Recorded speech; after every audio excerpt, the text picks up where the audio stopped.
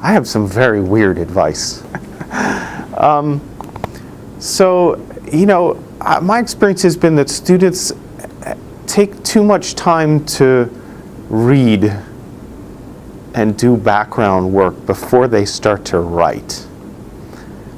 And in my opinion, that's it's a possible way to go, but it's not necessarily the best way to go for everyone. So some people would do better to write first and write everything they know, and even some things that they don't know. So I always call it writing up to the edge of your ignorance.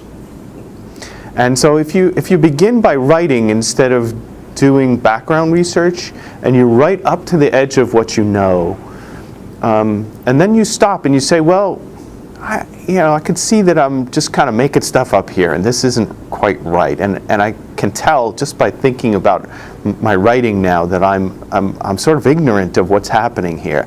Now is the time to make a focused search into the literature. Find an article that helps you erase that ignorance. Find an article that helps you push your boundary out in that direction. And then once you've read that article, and of course made proper citation and reference to it, to then write some more and repeat the process again, but writing always up to the edge of what you know, and maybe even a little bit beyond.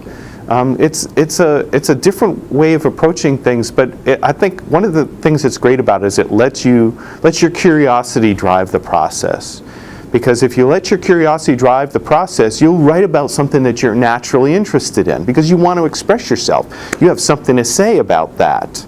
And then eventually, though, your curiosity will run up against the point where you don't really know what to say next, and that's the perfect time to go and make a very focused entry into what you need to read next in order to make yourself a little bit smarter. So that's a nice cycle, write and then read, write and then read.